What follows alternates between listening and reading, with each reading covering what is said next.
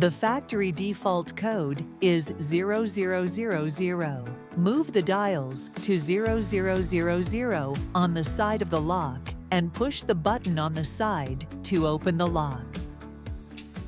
On the back side of the lock, flip the switch to the right. If you can't do it, please don't force it. Contact us right away.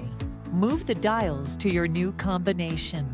After entering your 4-digit code, pause for a moment and take a picture of the side dials to remember it. This step is crucial. Use the pen to flip the switch back to the left. Before moving the switch to the left, double-check that you have entered the combination exactly as intended. Do not move any dials at this moment. The code displayed in the side window is your combination. Make sure it matches your desired combination.